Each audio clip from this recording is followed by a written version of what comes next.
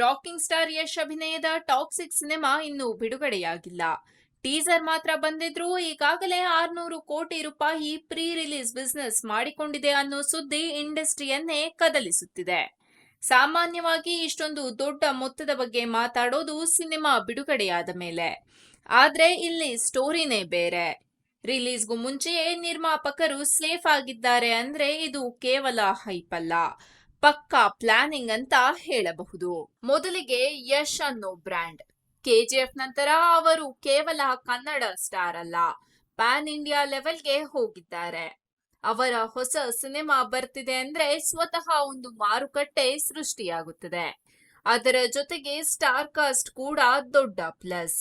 ನಯನತಾರಾ ಇದ್ದಾರೆ, ಟೊಮಿನೋ ಥೋಮಸ್ ಇದ್ದಾರೆ, ರುಕ್ಮಿಣಿ ವಸಂತ್ ಇದ್ದಾರೆ. ನಯನತಾರಾ ಈಗ ಪ್ಯಾನ್ ಇಂಡಿಯಾ ಲೆವೆಲ್ ನಲ್ಲಿ ಗಮನ ಸೆಳೆದವರು. ವಿಶೇಷವಾಗಿ ಜವಾನ್ ಹಿಟ್ ಆದ್ಮೇಲೆ ಅವರ ಮಾರುಕಟ್ಟೆ ಇನ್ನೂ ದೊಡ್ಡದಾಗಿದೆ.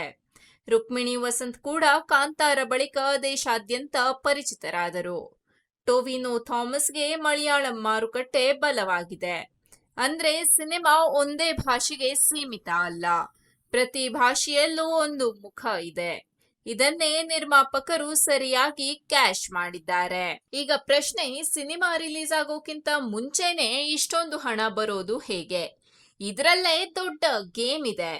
ದೊಡ್ಡ ದೊಡ್ಡ ಸಿನಿಮಾಗಳಲ್ಲಿ ಬಜೆಟ್ ಜಾಸ್ತಿ ಇದ್ರೆ ನಿರ್ಮಾಪಕರು ರಿಸ್ಕ್ ಕಡಿಮೆ ಮಾಡೋಕೆ ಮೊದಲೇ ಹಕ್ಕುಗಳನ್ನ ಮಾರಾಟ ಮಾಡ್ತಾರೆ. ಥಿಯೇಟ್ರಿಕಲ್ ಹಕ್ಕುಗಳನ್ನ ಪ್ರತ್ಯೇಕ ಪ್ರದೇಶಗಳಿಗೆ ಡಿಸ್ಟ್ರಿಬ್ಯೂಟರ್ಗಳಿಗೆ ಕೊಡ್ತಾರೆ.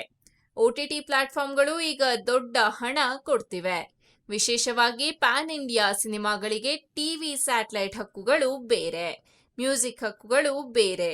ಈ ಎಲ್ಲ ಹಕ್ಕುಗಳನ್ನ ಒಟ್ಟಿಗೆ ಪ್ಲಾನ್ ಮಾಡಿಕೊಂಡು ಹಂತ ಹಂತವಾಗಿ ಮಾರಾಟ ಮಾಡಿದ್ರೆ ಸಿನಿಮಾ ರಿಲೀಸ್ ಆಗೋ ಮೊದಲೇನೆ ಬೃಹತ್ ಮೊತ್ತ ಕೈಗೆ ಬರುತ್ತೆ.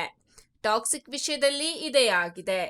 ಟೀಸರ್ ಮೂಲಕ ಹೈಪ್ ಕ್ರಿಯೇಟ್ ಮಾಡಿ ಮಾರ್ಕೆಟ್ನಲ್ಲಿ ಡಿಮಾಂಡ್ ಸೃಷ್ಟಿಸಿ ಸರಿಯಾದ ಸಮಯಕ್ಕೆ ಹಕ್ಕುಗಳನ್ನ ಡೀಲ್ ಮಾಡಿರುವುದು ದೊಡ್ಡ ಕಾರ್ಯತಂತ್ರ. ಇಲ್ಲಿ ಮತ್ತೊಂದು ಮುಖ್ಯ ವಿಷಯ ಅಂದ್ರೆ ಗ್ರೌಂಡ್ ವರ್ಕ್. ಕಥೆ, ಮೇಕಿಂಗ್, ಟೆಕ್ನಿಕಲ್ ಟೀಮ್, ಲುಕ್ ಎಲ್ಲವೂ ಪಕ್ಕಾ ಪ್ಲಾನಿಂಗ್ ಮಾಡಿಕೊಂಡು ಬಂದಿದ್ದರಿಂದಲೇ ಖರೀದಿದಾರರಿಗೆ ಕಾನ್ಫಿಡೆನ್ಸ್ ಬಂದಿದೆ. ಕೇವಲ ಸ್ಟಾರ್ ಹೆಸರು ಸಾಕಾಗೋದಿಲ್ಲ, ಕಂಟೆಂಟ್ ಮೇಲೆ ನಂಬಿಕೆ ಇರಬೇಕು. ಆದ್ದರಿಂದಲೇ 600 ಕೋಟಿ ರೂಪಾಯಿ ಪ್ರೀ ರಿಲೀಸ್ ಬಿಸ್ನೆಸ್ ಅಂದ್ರೆ ಕೇವಲ ಮಾತಲ್ಲ, ಇಂಡಸ್ಟ್ರಿಗೆ ದೊಡ್ಡ ಸಿಗ್ನಲ್. ಈಗ ರಿಲೀಸ್ ಆದ್ಮೇಲೆ ಬಾಕ್ಸ್ ಆಫೀಸ್ ನಲ್ಲಿ ಏನಾಗಬಹುದು? ಈಗಾಗಲೇ ನಿರ್ಮಾಪಕರು ಸೇಫ್ ಅಂದ್ರೆ ಮುಂದಿನ ಕಲೆಕ್ಷನ್ ಎಲ್ಲವೂ ಲಾಭಕ್ಕೆ ಸೇರುತ್ತೆ. ಓಪನಿಂಗ್ ಡೇ ಫಸ್ಟ್ ವೀಕೆಂಡ್ ನಲ್ಲಿ ಭಾರಿ ಕಲೆಕ್ಷನ್ ಬರೋದು ಖಚಿತ ಅಂತ ಫ್ಯಾನ್ಸ್ ಅಂದಾಜು ಮಾಡ್ತಿದ್ದಾರೆ. ಯಶ್ಗೆ ಮಾಸ್ ಫಾಲೋಯಿಂಗ್ ಇದೆ. ಹೈಪ್ ಸರಿಯಾಗಿ ಕಂಟಿನ್ಯೂ ಆದ್ರೆ, ಪಾಸಿಟಿವ್ ವರ್ಡ್ ಆಫ್ ಮೌತ್ ಬಂದ್ರೆ ಸಿನಿಮಾ 1000 ಕೋಟಿ ಕ್ಲಬ್ಗೂ ಹೋಗಬಹುದು ಅನ್ನೋ ಮಾತು ಕೂಡ ಕೇಳಿ ಬರ್ತಿದೆ. ಆದರೆ ಕೊನೆಗೂ ನಿರ್ಧಾರ ಮಾಡೋದು ಪ್ರೇಕ್ಷಕರು.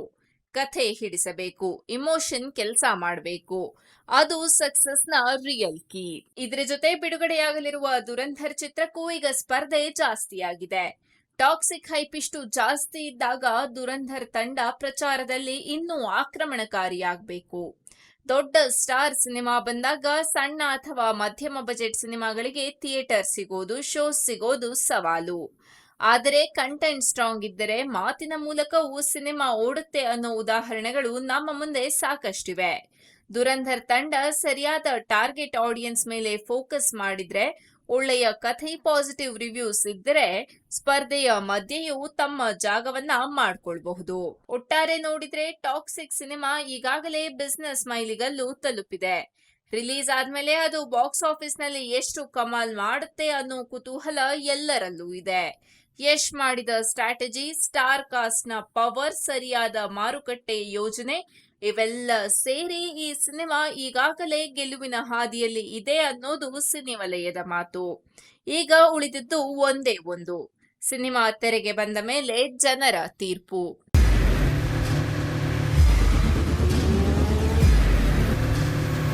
ಪ್ರಜಾಮಾರ್ಗ ನ್ಯೂಸ್, ಇದು ಜನಸಾಮಾನ್ಯರ ಧ್ವನಿ. ನಮಸ್ಕಾರ. ನೀವು ನೋಡ್ತಾ ಇದ್ದೀರಾ ಪ್ರಜಾಮಾರ್ಗ ನ್ಯೂಸ್. ರಾಷ್ಟ್ರದ, ರಾಜ್ಯದ, ರಾಜಕೀಯದ ಬಗ್ಗೆ ಹೆಚ್ಚಿನ ಸಿನಿಮಾ ಅಪ್ಡೇಟ್ಗಳಿಗಾಗಿ ಫಸ್ಟ್ ಲೈಕ್ ಮಾಡಿ, ಸಬ್ಸ್ಕ್ರೈಬ್ ಆಗಿ, ಹಾಗೆ ಫಾಲೋ ಕೂಡ ಮಾಡಬೇಕು.